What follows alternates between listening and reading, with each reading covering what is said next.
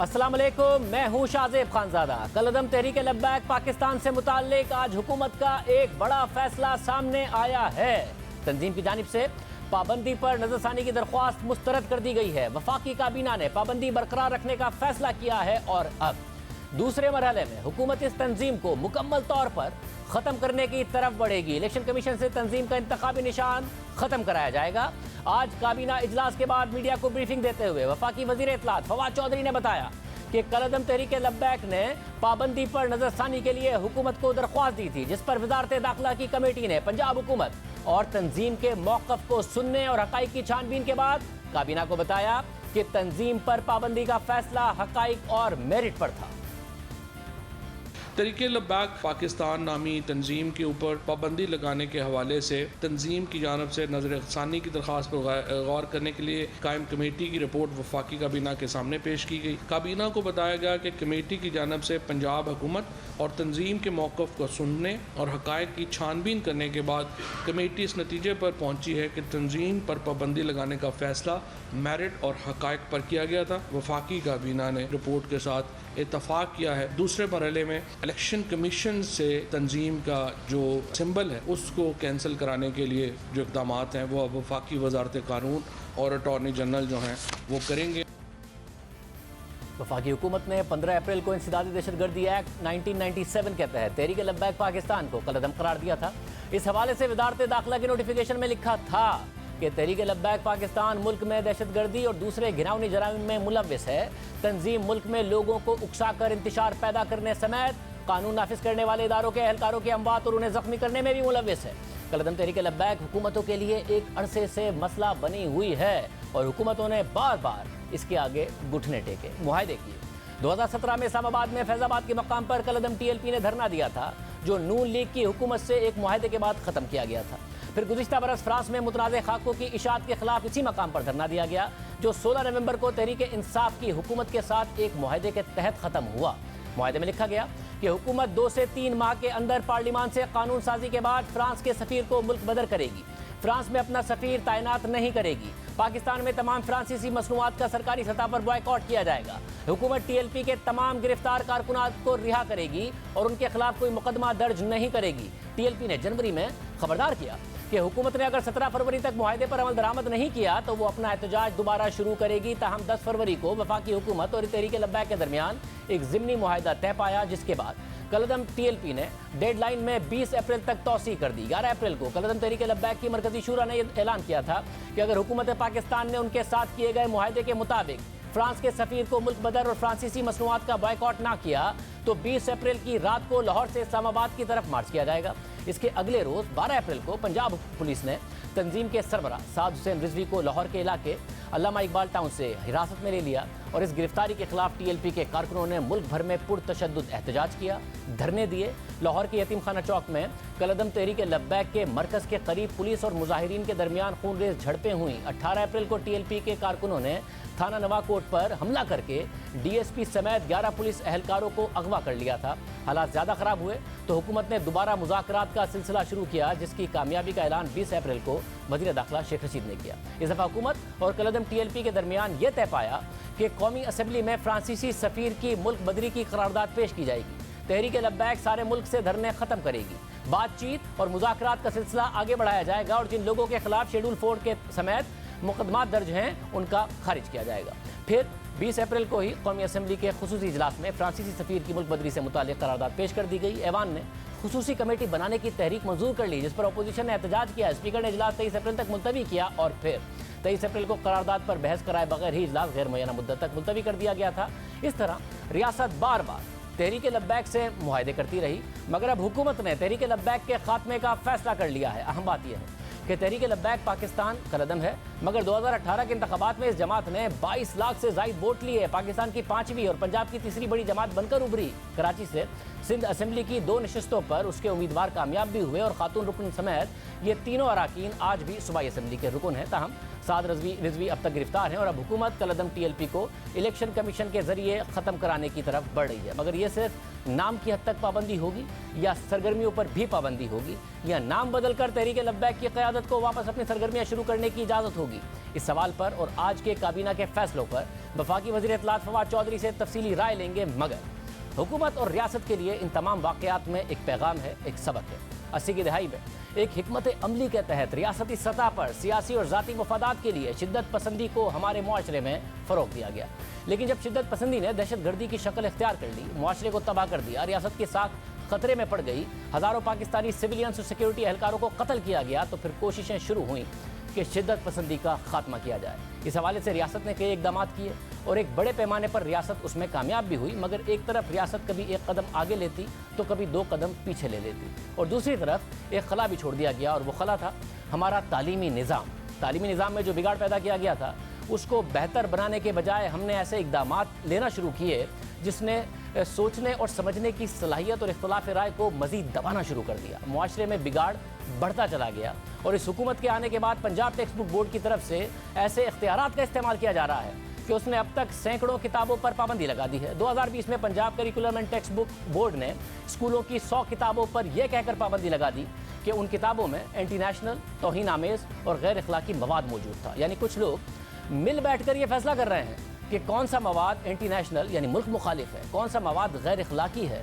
और इस वक्त पंजाब टेक्स्ट बुक बोर्ड के साबिक मैनेजिंग डायरेक्टर का कहना था कि वो 10,000 किताबों का जायज़ा ले रहे हैं जो प्राइवेट स्कूलों में पढ़ाई जाती हैं, जिसके बाद पाबंदी लगने वाली किताबों की तादाद हज़ारों में हो सकती है। लेकिन मामला यहाँ तक महदूद नहीं है। अब स्कूल में पढ़ाई जाने वाली किताबों में इस बात पर जोर दिया जा रहा है कि अगर किसी किताब में किसी खातून की तस्वीर मौजूद है तो तस्वीर में भी खातून के सर पर दुपट्टा होना चाहिए।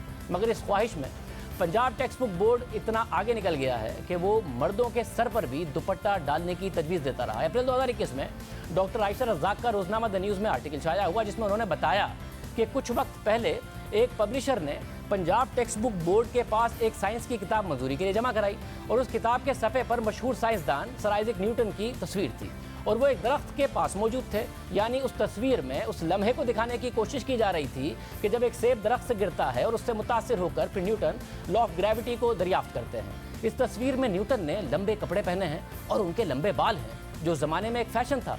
लेकिन जब पंजाब टेक्स्ट बुक बोर्ड के पास ये किताब मंजूरी के लिए गई तो बोर्ड की तरफ से जायज़े के वक्त एक तबसरा ये भी किया गया कि इस खातून की तस्वीर को एडिट किया जाए और उनके सर पर स्कार्फ डाला जाए ताकि सही तरीके से पर्दे को नाफिज किया जाए।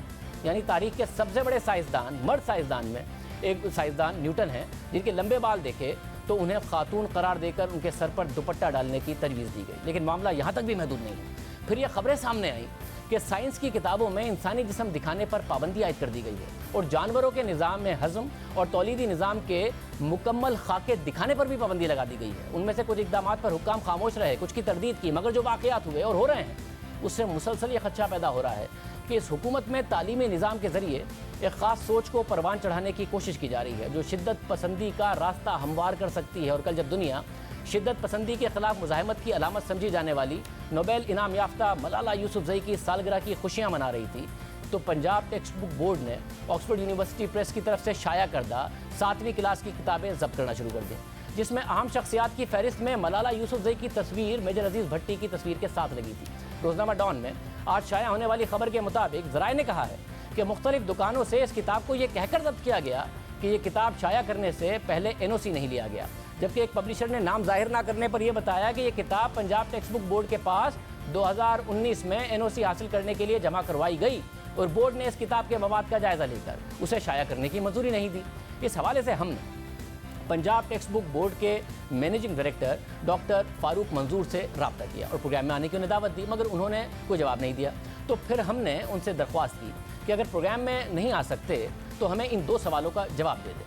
पहला सवाल हमने उनसे ये किया कि क्यों इस किताब को 2019 से NOC जारी नहीं किया गया, जिसमें मलाला यूसुफजई की तस्वीर है जैसा कि मीडिया पर रिपोर्ट हो रहा है, और क्या इस किताब की इशाअत के बाद जब कुछ हलकों से मलाला यूसुफजई की तस्वीर पर रद्दअमल दिया गया तो उस पर पाबंदी आयद कर दी गई और उसे मार्केट से उठा लिया गया, और क्या बोर्ड अब इस किताब को मलाला यूसुफजई की तस्वीर के साथ NOC जारी करेगा?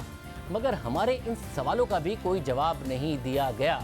आखिर क्यों ये किताब जब्त की गई? NOC का मसला था तो NOC क्यों जारी नहीं किया गया? किताब के मवाद पर एतराज़ था या बिलखुसूस मलाला यूसुफजई की तस्वीर पर एतराज़ था? ये सवालात अपनी जगह बरकरार हैं, लेकिन तहरीक इंसाफ जब से हुकूमत में आई है तो मलाला यूसुफजई के हवाले से गैर ज़रूरी तनाज़ात बनाए जा रहे हैं।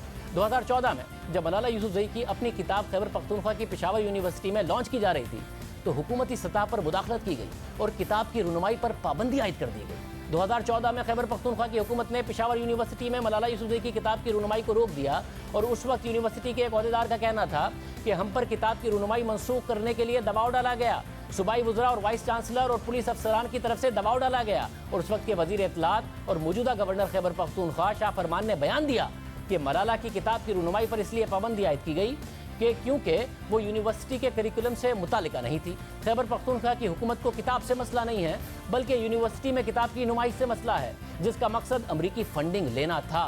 लेकिन बाद में बादशाह खान एजुकेशन फाउंडेशन के मैनेजिंग डायरेक्टर खादिम हुसैन ने इस पर रद्दमल देते हुए कहा था कि इस किताब की रुनुमाई को तालिबान को खुश करने के लिए रोका गया और बाद में इस किताब पर कुछ प्राइवेट स्कूलों ने भी पाबंदी आयद कर दी थी। तहरीक इंसाफ के सीनियर रहनुमा और वजीर इस किस्म के बयानात देते रहे हैं। अगर किताब की नुमाइश यूनिवर्सिटी में नहीं की जाएगी तो और कहाँ की जाएगी, और किताब की रुनुमाई से यूनिवर्सिटी के करिकुलम का क्या ताल्लुक है और कहाँ उसको फिर रुनुमा किया जाए।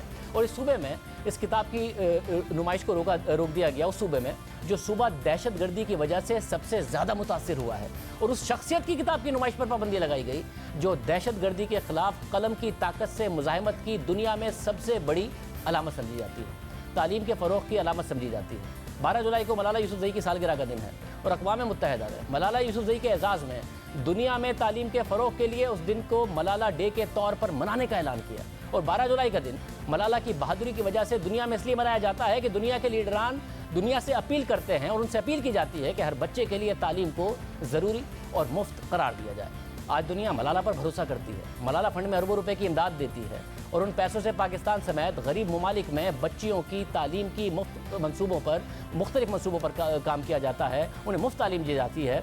मगर आज भी मलाला यूसुफजई का जब भी नाम आता है तो हुकूमत से लेकर कुछ तबकों के लोग तनाज़ात बनाते हैं, गैर ज़रूरी तनकीद करते हैं, प्रोपेगेंडा मशीनरी मुतहर्रिक हो जाती है। मलाला यूसुफजई बहुत कम उम्र में ही मज़ाहमत की अलामत बन गई, एक ऐसे वक्त में बन गई जब कोई तालिबान के ख़िलाफ़ बोलता नहीं था, हर तरफ खौफ था, तालीमी इदारे बंद हो रहे थे, लड़कियों की तालीम का मुस्तकबिल दाव पर लगा हुआ था उनके इलाके में। उस वक्त में मलाला यूसुफजई ने इल्म की बात की, लड़कियों की तालीम की बात की, तमाम तर ख़तरात के बावजूद स्कूल जाती रहीं, उन्हें धमकियाँ मिलती रही, फिर भी स्कूल जाती, मीडिया पर आवाज़ उठाती, तहरीर करती, और फिर अक्टूबर 2012 में उन्हें स्कूल से घर आते हुए दहशतगर्दों ने शनाख्त करके निशाना बनाया। तहरीक तालिबान के उस हमले में मलाला यूसुफजई शदीद ज़ख्मी हो गई। तालिबान ने तस्लीम किया कि मलाला यूसुफजई पर इसलिए हमला किया क्योंकि उसके ख्यालात तालिबान के ख़िलाफ़ थे और तहरीक तालिबान को पाकिस्तान बहैसियत रियासत एक दहशतगर्द जमात समझती है। इस जमात के ख़िलाफ़ जंग में पाकिस्तान ने बहैसियत रियासत और इस कौम ने बड़ी कुर्बानियाँ दी हैं। पाकिस्तान के शहरी, पाकिस्तान के फ़ौजी मारे गए हैं, शहीद हुए हैं।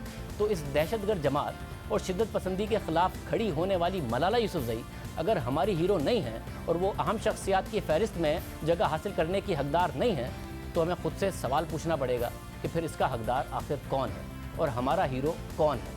अगर मलाला नहीं है तो क्या वो हमारे हीरो हैं जो अवाम में शिद्दत पसंदी के फ़रोग़ और रियासत के ख़िलाफ़ दहशतगर्दी में मुलविस है। इस किस्म के इक़दामात से हम दानिस्ता या गैर दानिस्ता तौर पर शिद्दत पसंदी को फ़रोग़ दे रहे हैं।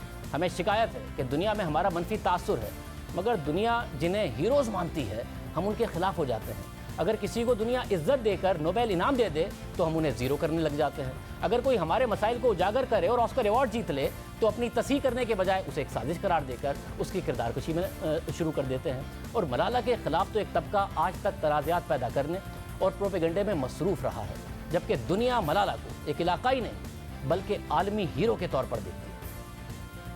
तहरीक लब्बैक के हवाले से आज के हुकूमती फैसले और पंजाब टेक्स्ट बोर्ड के हालिया इक़दाम पर बात करेंगे। हमारे साथ मौजूद हैं वफाकी वज़ीर इत्तलात फवाद चौधरी साहब। फवाद चौधरी साहब बहुत शुक्रिया। फवाद चौधरी साहब, तहरीक लब्बैक पर पाबंदी लगाई गई है, माजी के तजर्बात देखें तो इनके नाम के साथ इनके काम पर भी पाबंदी है या नाम बदल कर वो काम कर सकते हैं जो कर रहे थे?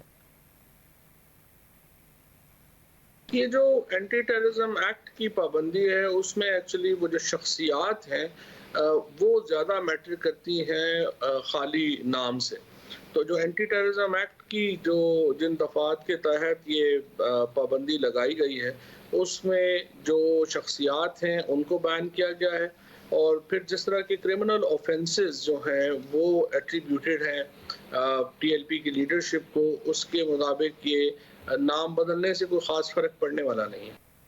अच्छा, फिर मुझे ये बताएगा कि ज़ाहिर रियासत ने इनसे मुआहदे किए, घुटने टेकती हमें रियासत माजी में नज़र आई है। अब जबकि आपकी हुकूमत ने फैसला किया है तो इस बात को भी देखा गया है कि अगर सड़कों पर आते हैं फिर रियासत को ब्लैकमेल करने की कोशिश करते हैं तो क्या किया जाएगा? लेकिन ये पिछली दफ़ा भी आपने देखा है कि रियासत ने बड़ा भरपूर इसका जवाब दिया है। पाकिस्तान में एक ख़ास चूँकि माहौल रहा, और सच्ची बात तो ये है कि रियासत ने माज़ी में अपनी जो पोज़ीशन है उसको कंप्रोमाइज़ किया बहुत छोटे-छोटे मफ़ादात के लिए, और ये रियलाइज़ ही नहीं हमने किया कि अगर एक रियासत के अंदर गिरोह जो हैं वो रियासत से ज़्यादा तगड़े हो जाएँगे तो मुल्क तो नहीं चल सकता। और जो पहली शर्त है एक रियासत की वो ये है कि उसके अंदर जो आप कहिए कि जो ताकत इस्तेमाल करने का इख्तियार है वो सवाए रियासत के किसी और के पास नहीं होता।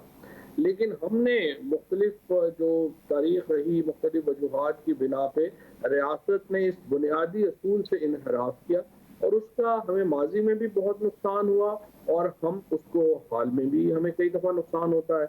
लेकिन जो एक मुसलसल जदोजहद है हमारी वो यही है कि रियासत की ये जो बुनियादी प्रिंसिपल है इसको हम दोबारा रिस्टोर कर सकें, और हमने इस मामले में बड़ी अपनी मैं समझता हूँ कामयाबी से ये प्रिंसिपल जो है रिस्टोर किया है, और आगे चल के भी इससे हम कम से कम पीछे हटने को तैयार नहीं। मतलब क्योंकि मुस्तकबिल की बात कर रहे थे, तरीके लब्बैक पिछली हुकूमत के खिलाफ इस्तेमाल हुई, तो क्या सियासी जमातों ने भी और रियासत ने भी अब ये सबक सीखा है कि मजहबी नफरत अंगेजी को सियासत के लिए इस्तेमाल नहीं किया जाएगा? उससे मुल्क का नुकसान ही होता है, मुल्क ही कमज़ोर होता है। सियासी जमातों का इतना प्रॉब्लम नहीं है, सियासी जमातों के अंदर लोग होते हैं। हर तरह की जो सियासी जमात है, हर सियासी इसका एक सियासी जमात की एट्रीब्यूशन नहीं है। हर सियासी जमात के अंदर लोग हैं जो कि एक कंजर्वेटिव सोच रखते हैं, और उनकी वो सोच उस 10-15 साल या 20 साल या 25 साल हमने जो निसाब तालीम यहाँ पे बनाया है उसकी वजह से बहुत ज़्यादा ये एक सोच है जो कि मनफी सोच है। कोई मुल्क इस सोच में आगे जा ही नहीं सकता जो कि हमारे यहाँ आती है, और मैं उसकी बड़ी वाज़ेह मिसाल आपके सामने रखता हूँ कि वो अंडर एज मैरिजेस का प्रिंसिपल हो या डोमेस्टिक वायलेंस का बिल हो। आप देखिए कि किस तरह से उसमें पार्लियामान के अंदर तमाम जमातों के लोग उसके हक में खड़े होते हैं। उसकी क्या वजह है? उसकी वजह यह है कि पार्लियामान की डिवीजन कोई पॉलिटिकल पार्टी बेसिस पे डिवीजन नहीं है, ये लोगों की एक अपनी डिवीजन है, और वो डिवीजन हर पार्टी में है, और अनफॉर्चुनेटली ये ग्रोह जो है वो ताकतवर भी है। मतलब एक और इशू पे मैं आपकी राय जानना चाह रहा हूँ। कल मलाला डे था, पूरी दुनिया सेलिब्रेट कर रही थी, और Punjab text book board Malala की तस्वीरों वाली किताब मार्केट से उठा रहा था। ये क्या मसला है? और 2019 से इस किताब को एनओसी नहीं मिल रहा था। उससे पहले हमने देखा कभी न्यूटन को दुपट्टा पहनाने की बात आ जाती है, कभी आता है कि जी जो बायोलॉजी है उसकी किताब से आप जो इंसानी आज़ा हैं वो नहीं दिखा सकते, जानवरों के आज़ा नहीं दिखा सकते, एक निज़ाम को नहीं दिखा सकते। ये किस तरफ लेके जा रहा है पंजाब टेक्स्ट बुक बोर्ड, या फिर ओवरऑल हम तालीम का निज़ाम कहाँ ले जा रहे हैं? ये जो वाक़यात है ये बहुत तशवीशनाक है, और पंजाब में मैंने जब पता किया है तो पता चलता है कि ये पंजाब असम्बली की तरफ से एक कोई बोर्ड बनाया गया है जो कि इस तरह के मामलात को देख रहा है। और मैं तो हैरान हूँ कि वो लोग जिन्होंने ज़िंदगी में एक किताब नहीं पढ़ी वो पंजाब के बच्चों के तालीमी मुस्तकबिल का फैसला करेंगे। इससे पहले भी पंजाब ने बहुत ही अजीबोगरीब फैसले किए। उन्होंने द फर्स्ट मुस्लिम जैसी किताब को बैन कर दिया, उन्होंने रजा अरसलन की किताबों को बैन कर दिया, जो कि इस वक्त जो दुनिया की जो टॉप यूनिवर्सिटीज़ हैं उनमें न सिर्फ पढ़ाए जाते हैं बल्कि उसका रेफरेंस दिए जाते हैं। और इस तरह की जो किताबों को बैन करना, फिर इस तरह से ये जो मलाला की किताब की तस्वीर को हटाया गया है, अगेन मैं ये कहूँगा ये एक सियासी जमात का मसला नहीं है, ये एक सोसाइटी के अंदर जो डिवीजन है उसको रिफ्लेक्शन है, और ये बहुत अनफॉर्चुनेट है। अगर इस तरह से अगर आप कोई तो मैं तो खबर पढ़ता हूँ कि रिप्रोडक्शन का पूरा चैप्टर जो है वो ख़त्म कर दिया गया। अगर आप इस तरह से करेंगे तो हम तो अपनी अगली जो नस्ल है उसको तो बिल्कुल ही जहनी तौर के ऊपर आप समझिए कि माजूर कर देंगे। एक तो हमने अभी भी इतने जहनी तौर के ऊपर पसमानदा लोग हमने अपने इर्द गिर्द पैदा किए हैं, और अगर इस मुस्तकबिल में ये सिलसिला जारी रहा और हमने अपनी निसाब के ऊपर और टीचर्स के ऊपर खसूसन तवज्जो नहीं दी तो पाकिस्तान के अंदर एक्सट्रीमिज़म जो पहले ही बहुत ज़्यादा है 60-70 की दहाई को देखें और अभी देखें, तो आपको तो समझ नहीं आती कि आप किधर जा रहे हैं, और इसके नतीजे में तो बहुत पाकिस्तान के अंदर समाजी मुश्किलात में बेपनाह इजाफा हो। मतलब मगर आपने कहा कि सियासी जमातों का मसला नहीं है, मगर तहरीक इंसाफ का मसला है। 2014 में जब मलाला की किताब आई तो वो पेशावर यूनिवर्सिटी में उसको नहीं उसकी रूनुमाई होने दी गई, और उस वक्त के जो इंफॉर्मेशन मिनिस्टर थे, जो अब गवर्नर बन गए हैं, उन्होंने बाकायदा तौर पर इस हवाले से बात की। उस वक्त खबर आई कि तालिबान का प्रेशर है। अब 2 दिन सोशल मीडिया पर बात हुई है तो फिर उठा ली गई, मुसलसल दबाव में आ जाती है जमात। ये अपना मसला है। मैं आपसे बिल्कुल मुत्तफिक हूँ। हुकूमतों को बिल्कुल झुकना नहीं चाहिए इस तरह की बातों के ऊपर, और ये शख्सियात पे डिपेंड करता है किस शख्सियत की क्या सोच है। और अगर वो सोच जो है वो कंजर्वेटिव होगी, अगर वो सोच जो है वो एक ख़ास तरह की आप समझिए एक एक्सट्रीमिज़म के ऊपर मबनी होगी, तो वो इस तरह के फ़ैसले होंगे। अब मतलब हम पे कोई दबाव आता है, हम तो कभी पीछे नहीं हटे।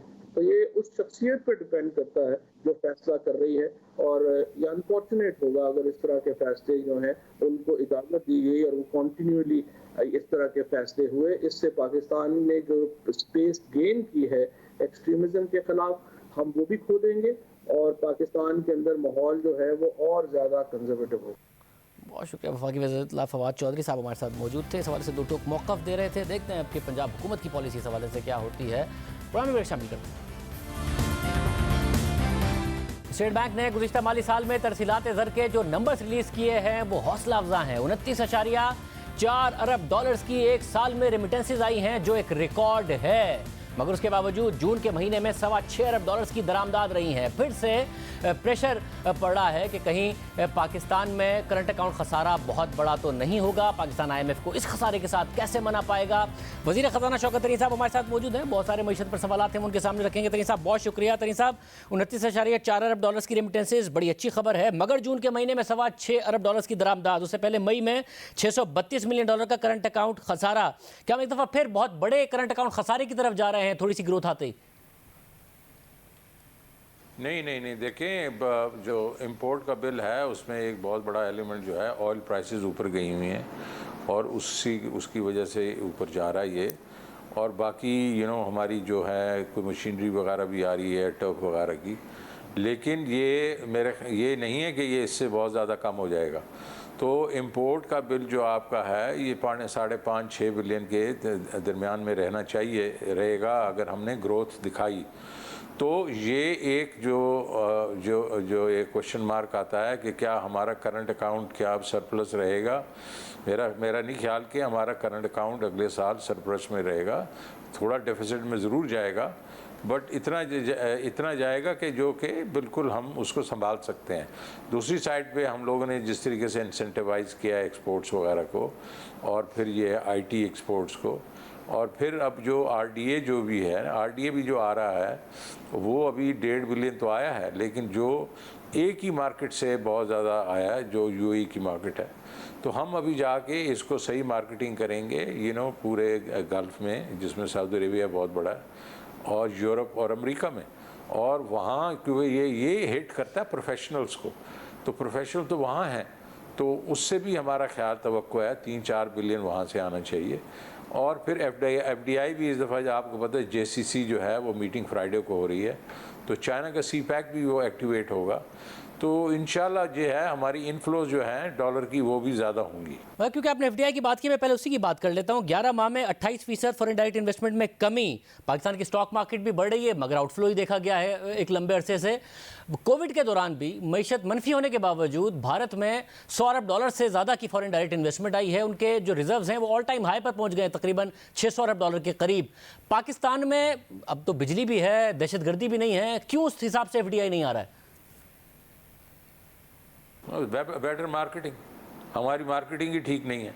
मतलब हमने इसको देखें, जो हमारा FDI है, हमारे पास इस वक्त तो सबसे बड़ा जो अपॉर्चुनिटी है वो हमारा चाइना है, कि हम लोग उन्होंने हमें पैसे दिए, हमने इंफ्रास्ट्रक्चर बनाया, स्पेशल इकोनॉमिक जोन बनाए। अब हमारा काम है उनके पास जाके बैठ जाना, उनकी जो कंपनियां रीलोकेट हो रही हैं, वियतनाम में हो रही हैं, म्यांमार में हो रही हैं, कंबोडिया में हो रही हैं, थाईलैंड वगैरह, उनको यहाँ भी लेके आना ना। वो क्या कर रहे हैं, वो सनसेट इंडस्ट्री को रीलोकेट कर रहे हैं और उसमें टेक्सटाइल है, लेदर है, इस किस्म की कंपनीज़ हैं जो कि हमारे पास तो उसकी नो हाउ है, तो हम क्यों नहीं उनको इधर लेके आते। तो हमारी जो BOI की मार्केटिंग है वो एक किस्म से उसने बिलो एवरेज काम किया है।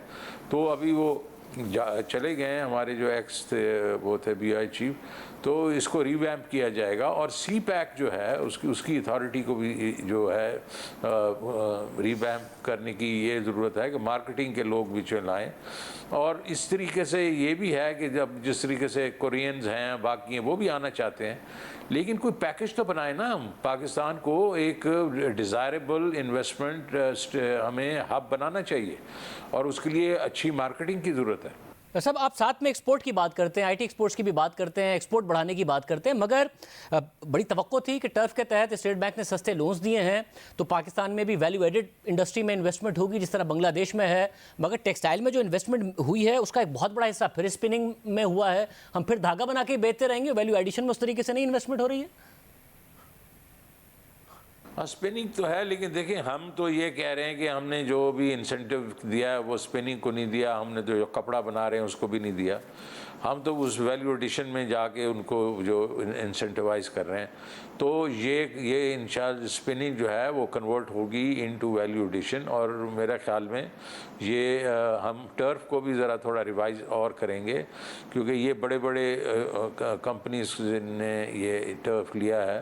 अब चाहेंगे medium size companies and small जो मीडियम साइज़ कंपनीज जो हैं वो भी इसमें आएँ, ताकि ये एक वेल स्प्रेड आउट इन्वेस्टमेंट्स होनी चाहिए। लेकिन आपकी बात जो है वो आपकी बात में ये सही है कि इस वक्त स्पिनिंग में गए हैं, लेकिन मेरे ख्याल में वो बैक टू बैक अपनी वीविंग उसमें भी और वैल्यू एडिशन में भी इन्वेस्टमेंट कर रहे हैं।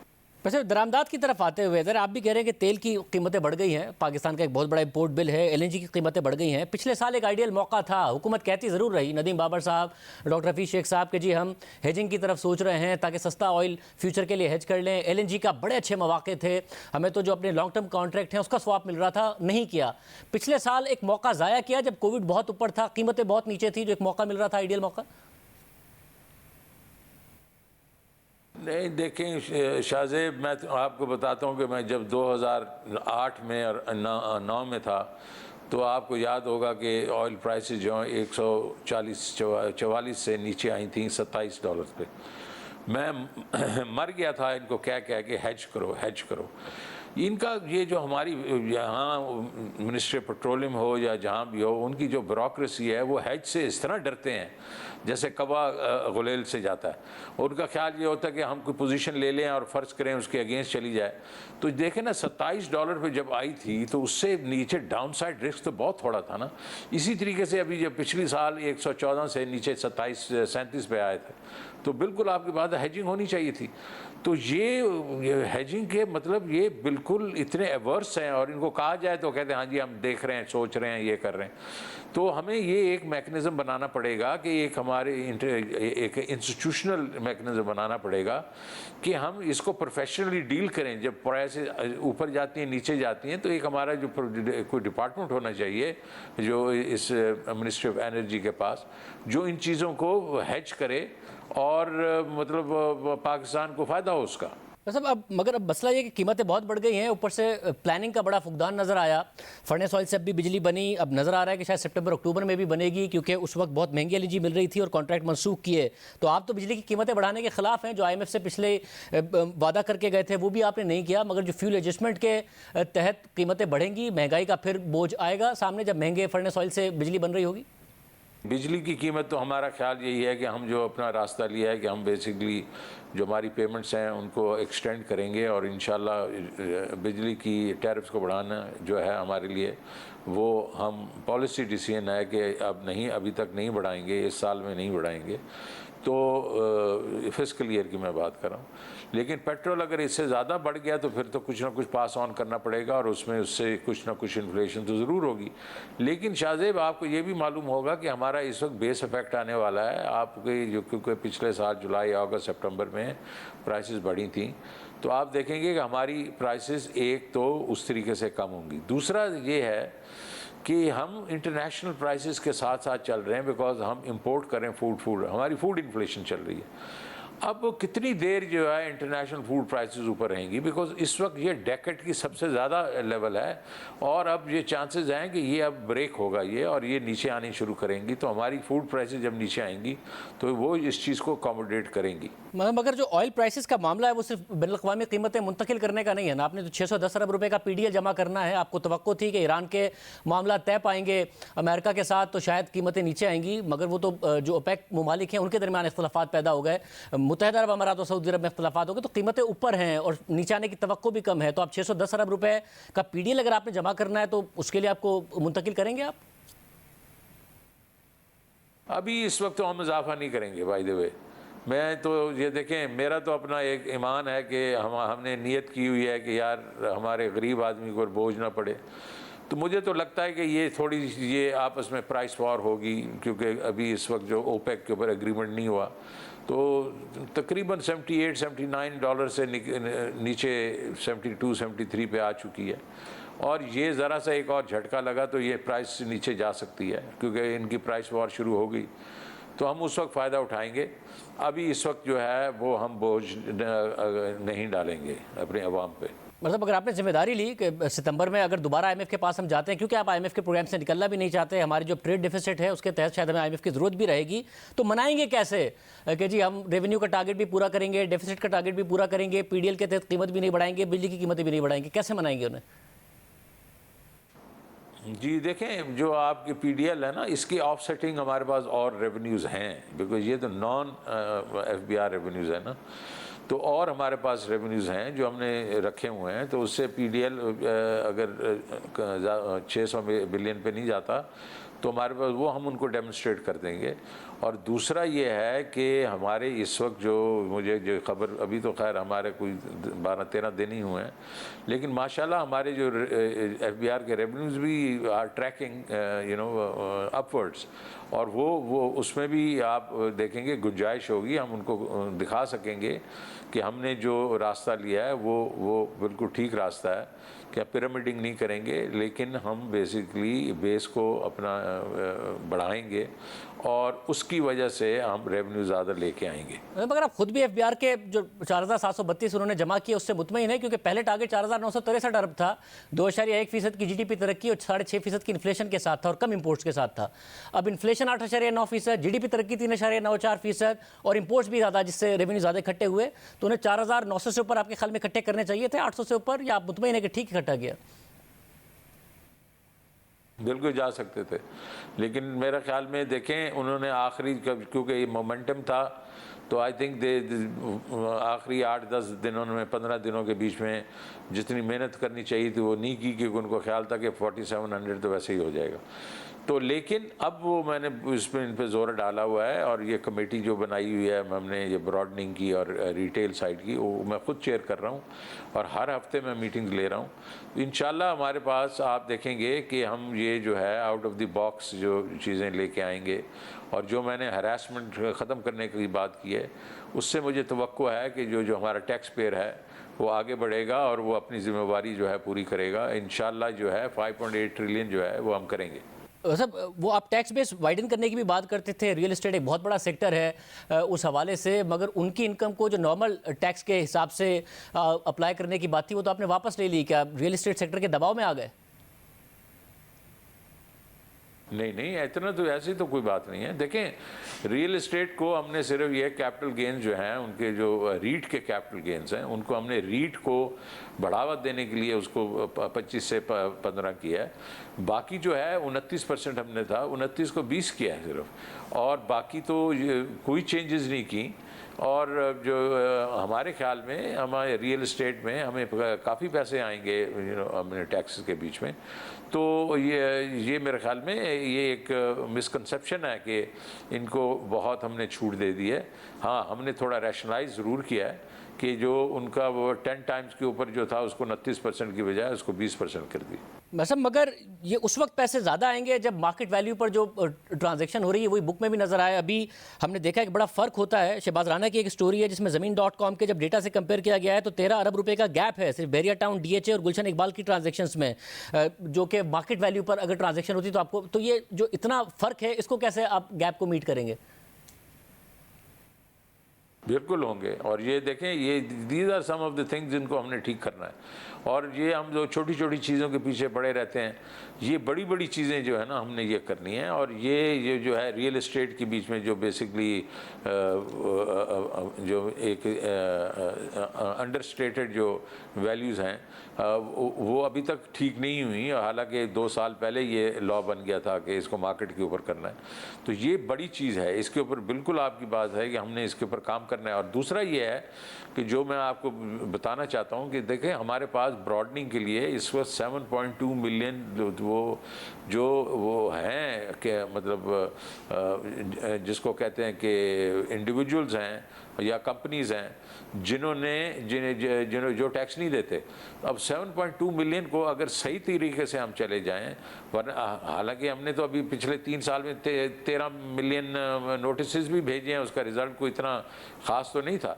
लेकिन इस दफ़ा जो है हमें चाहिए कि सही तरीके से उनके पास जाएं, उनको कहें हम आपको हरास नहीं कर रहे, लेकिन ये आपने टैक्स देना है। एक साइड ये है। दूसरी साइड पे हमारा रिटेल सेक्टर शाहज़ाब मियाँ, ये इज़ 18 ट्रिलियन रुपीज़, 18 ट्रिलियन का रिटेल सेक्टर है। और सिर्फ हम कैप्चर करते हैं 3.5 ट्रिलियन, 3.5 ट्रिलियन, 1/6 ऑलमोस्ट हम सिर्फ कैप्चर कर रहे हैं। और उससे सिर्फ 150 बिलियन बना रहे हैं। तो उसके ऊपर जब हम एक्सपेंशन करेंगे पॉस मशीनों के थ्रू और ऑटोमेशन के थ्रू, तो और फिर ट्रैक एंड ट्रेस ये अभी इंशाल्लाह वो आ जाएगा। तो हम काफ़ी उसमें एक ऐसी जो हैं प्रोडक्ट्स हैं जिसको हम ट्रैक एंड ट्रेस करेंगे।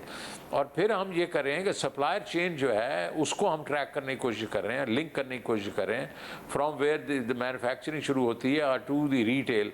और वो जितनी लाइंस हैं, बड़ी बड़ी लाइंस हैं, वो हमने अगर पहले सिर्फ मल्टीनेशनल से ही FMCG से भी पकड़ना शुरू कर दिया तो वो भी कंसिडरेबल अमाउंट है। सो काफ़ी चीज़ें, काफ़ी काम हो रहा है इस पर। अच्छा, मगर मुझे ये बताएगा कि क्योंकि इंपोर्ट आपके लिए मसला है अब, और ज़ाहिर जो वीट है उसके आउटपुट पर पहले ही सवालात उठाए जा रहे हैं। जब 27.3 मिलियन टन का आउटपुट आया है, पैदावार हुई है, 3.8 मिलियन टन का अगर स्टॉक मौजूद है, तो पाकिस्तान की ज़रूरत से ज़्यादा हमारे पास गंदम मौजूद है। अब 3 मिलियन टन इंपोर्ट क्यों करने जा रहे हैं जब पहले ही दरामदी हमारे ऊपर प्रेशर है, अगर हमारे पास इतनी सारी गंदम मौजूद है और इतनी बड़ी पैदावार हुई है? शाहजेब, इसमें रिस्क नहीं ले सकते। देखें, हमारे पास 27.3 मिलियन टन की प्रोडक्शन हुई है।